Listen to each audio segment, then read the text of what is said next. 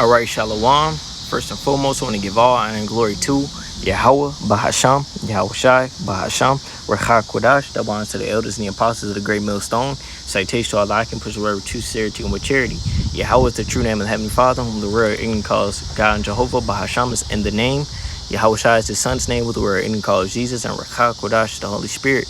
As always, you so-called Negroes, Latinos, and Native Americans are the Israelites according to Holy Scriptures, as well as the speckled birds, the scattered Israelite foreigners, as well as the scattered Israelite foreigner, scattered amongst other nations, whose outer appearance may seem to be of those nations to whom they've been scattered to, but whose lineage through their father's line go back to Abraham, Isaac, and Jacob. You are Israelites, no matter what your outer appearance may seem to be. And as always, I'm brother Yedire from the Great Millstone Branch here in Chicago, and I'm back with another lesson. It's going to be entitled, You Have to Want Wisdom. You see, hey, you have to want wisdom. You have to want it. You got to want to make time for it. You have to make time for it, you know. You have to set aside time to read. You have to do all these things in order for the Lord to increase you. You know, the Lord, you can't just say I want wisdom and just expect the Lord to just.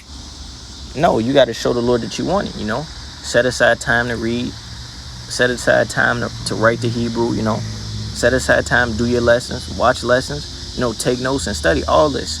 You know, but hey, you got to want it. This Sirach chapter 4 and verse 11. Wisdom exalteth her children, and layeth hold of them that seek her. You see, you got to seek wisdom. You got to you have to seek wisdom. You can't just say, okay, I want wisdom. No, you got to go after it, right?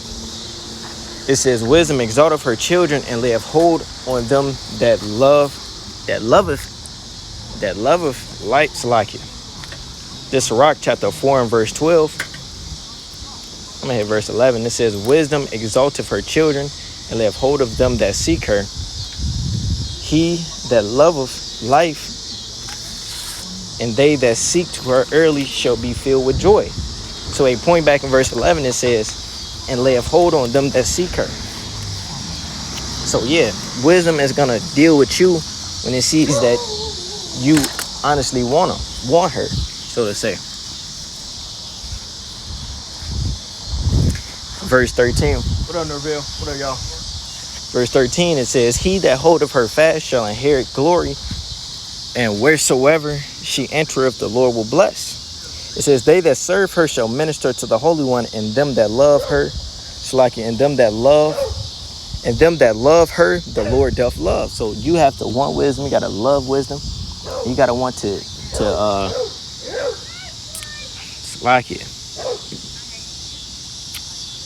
you got to want wisdom, man. This Wisdom of Solomon chapter 7 verse 27. It says, and being but one, she can do all things, and remaineth in herself. She maketh all things new, and in all ages entering into holy souls, she maketh them friends of the Most High and prophets. And as we just read up in that Sirach 4 and 14, it says, and them that love her, the Lord doth love. So that wisdom is going to make you acceptable and more lovable in the eyes of the Most High. You see?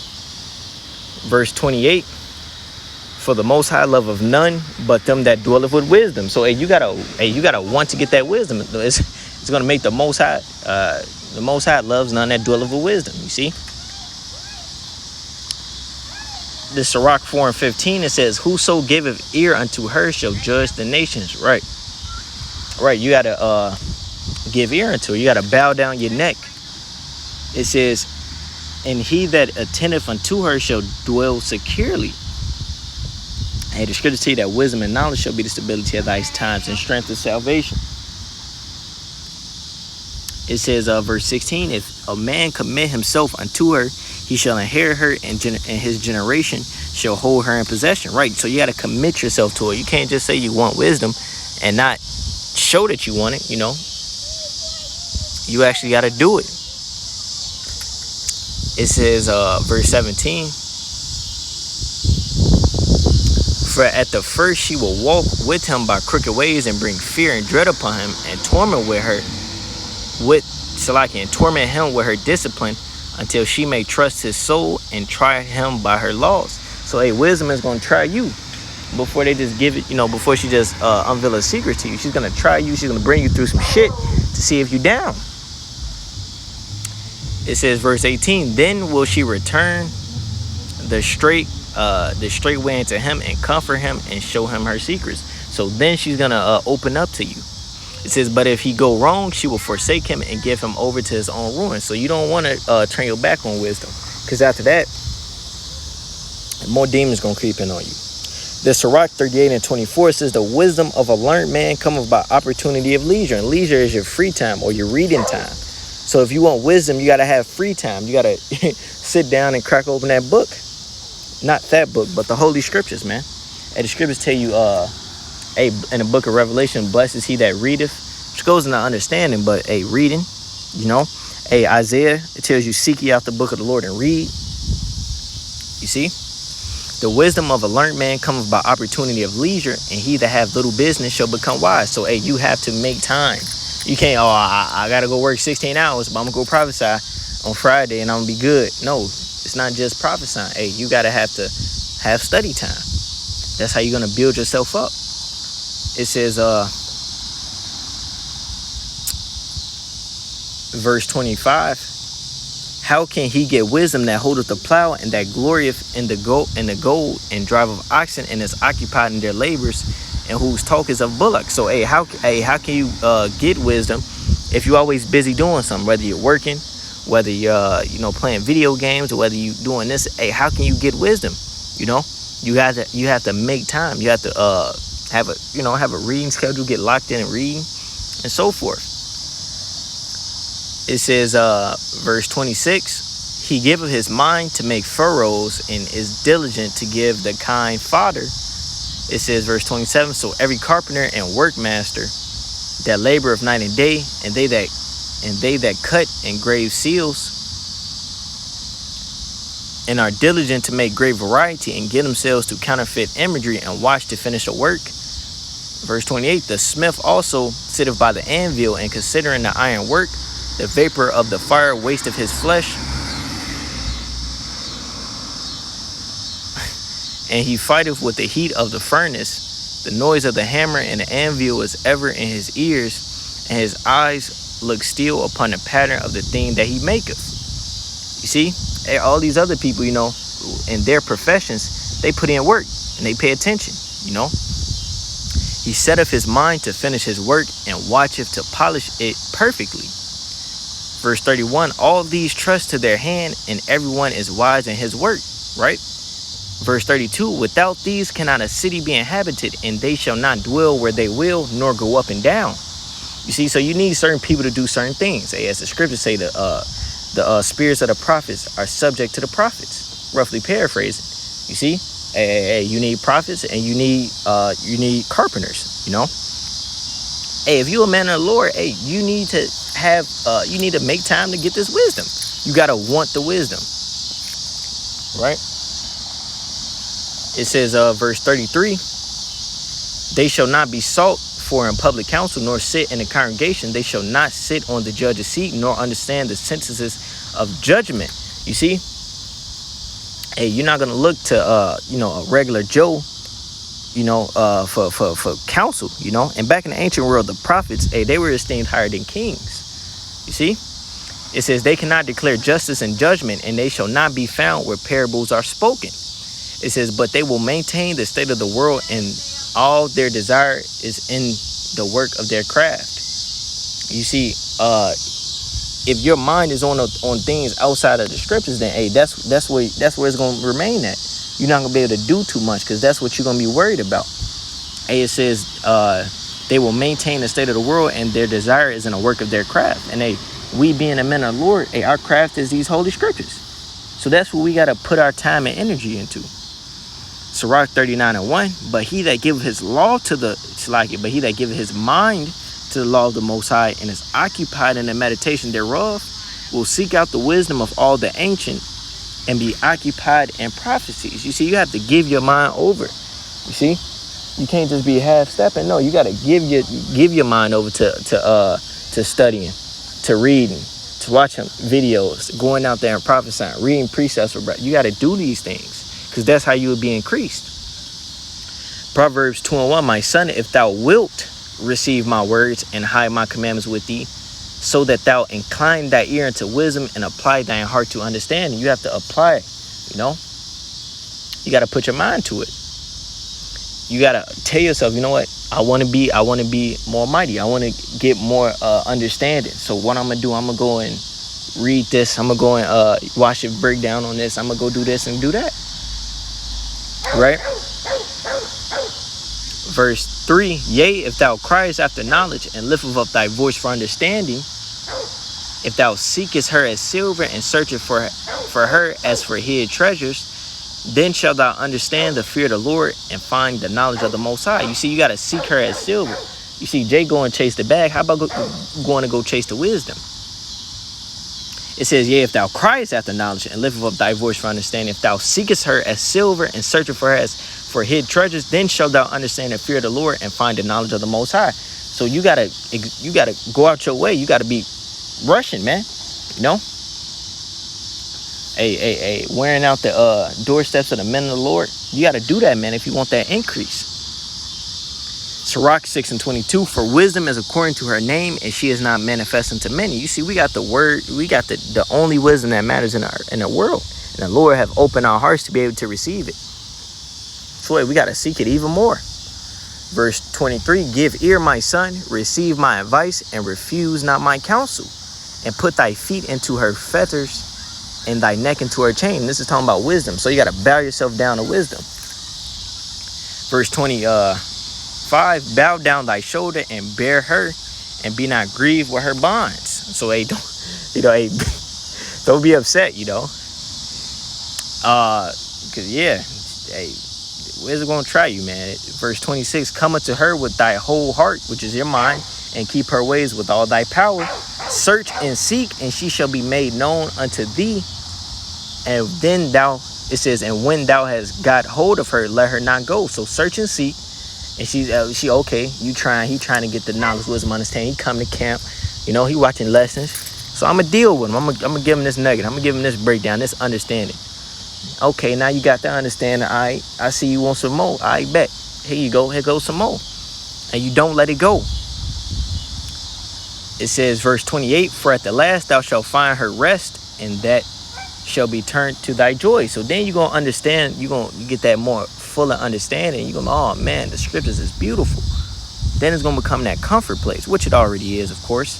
Verse 29, then shall her feathers be a strong defense for thee, and her chains as a robe of glory. Because those feathers, those bonds, they're going to turn into glory. It's going to turn into benefits. You see?